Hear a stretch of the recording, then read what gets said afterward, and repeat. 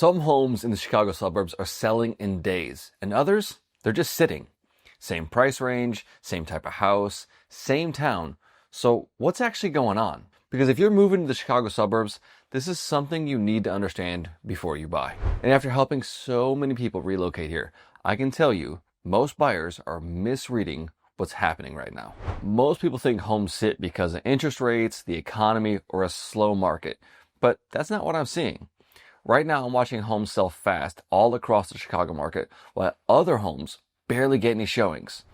And by the end of this video, you'll understand exactly why some homes sell in days and others, they don't stand a chance. Now, before I show you which homes aren't selling, there's one number you need to understand. It's called months of supply. Simply put, months of supply tells us how long it would take for every home currently on the market to sell if no new homes were listed. And here's the scale. 1 to 3 months, it's a seller's market. 4 to 6 months, it's a balanced market. 6+ months, it's a buyer's market. Right now in the suburbs like Naperville, Batavia, Yorkville, supply is sitting around 1.5 to 2 months. That means technically it is a seller's market, but it's not the frenzy market we had before, which means buyers now have something they never used to have, and that's patience. And patience changes behavior. So yes, months of supply tells us how competitive the market is, but months of supply doesn't tell you which homes will sell. The buyers do. And right now, buyers are showing us very clearly what they want and what they don't. By the way, if you're thinking of relocating to Chicago or the suburbs, this is what I do every single day. Feel free to give me a call or sign up for my weekly newsletter right here. Now imagine you walk in and it feels like the early 2000s never left. You see oak cabinets, granite tile counters, not the full slabs, the 12x12 squares with the grout lines. Gold fixtures, beige everywhere. Think flip phone era. You're lucky to see hardwood. Most of the time, it's laminate because that was actually popular back then. Nothing's broken, nothing is wrong, but it doesn't feel current. And here's what changed. A few years ago, people would walk in and say, we'll just update it over time. Back during the COVID market, I had people saying things like, hey, we paid $80,000 over list, and we'll probably put another $100,000 into it. We don't love it, but we love the area. That was normal then. Today, that's not happening. Now buyers walk in and they see a time capsule. And instead of thinking, we'll fix it, they think, what else is out there? That's what I call the throwback home. And in today's market, they struggle to sell. And here's where it gets really interesting. Because some homes look fine, but they still don't stand a chance. Picture this. You walk into 3 different homes. House 1 has an updated kitchen, modern floors, it's move-in ready. House 2, renovated bathrooms, fresh paint, new lighting. Awesome. House 3, same price, maybe even a little bit cheaper, but the carpets are worn, the paint is dingy. It's not filthy, but it's just not sharp. And instantly, it's not competing anymore. It's off the list. I just had this happen a few weeks ago.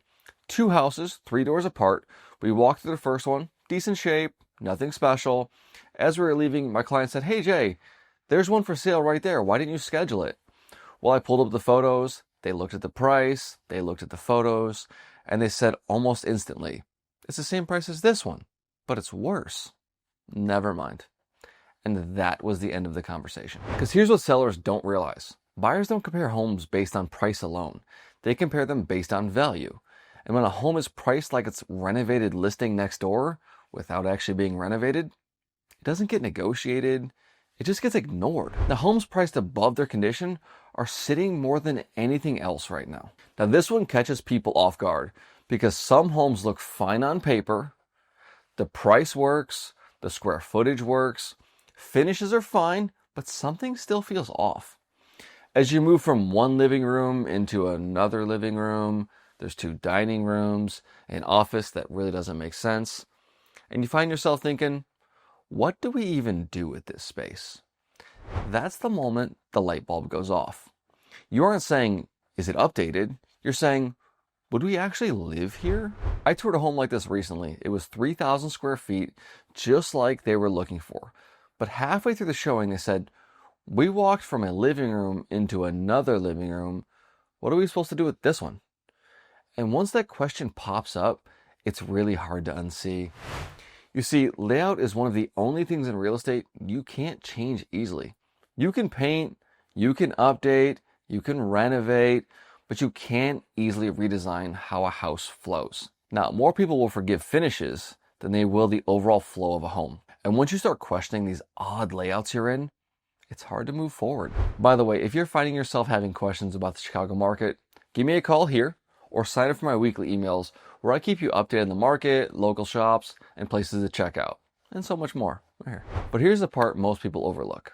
Sometimes the house never even gets a chance. Because today, your first showing isn't in person. It's on someone's screen. The photos, the floor plan, the videos, that's the dating profile for the house. And if the photos are meh, it's just a swipe and move on. So you scroll, there's dark photos, yellow lighting, clutter everywhere, that awkward bathroom mirror shot with the guy holding the phone like it's a gym selfie. You know what I'm talking about.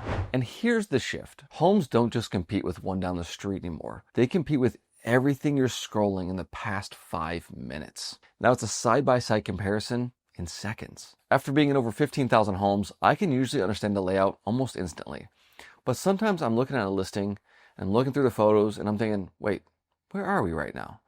And if I'm confused, imagine how it feels when you're scrolling at 10 p.m. If there's no clear layout, there's no strong photos, no sense of overall flow, it doesn't make the showing list the next day. It just goes to the bottom. And once you understand all 4 of these patterns, something becomes really clear.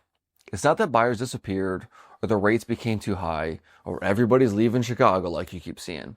It's that buyers compare more than ever, and now they're being more patient than people ever expected. So when you see a home sitting on the market right now, don't automatically assume something's wrong with the market.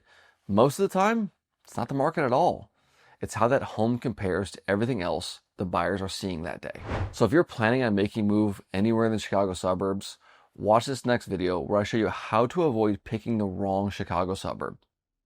And I'll see you there.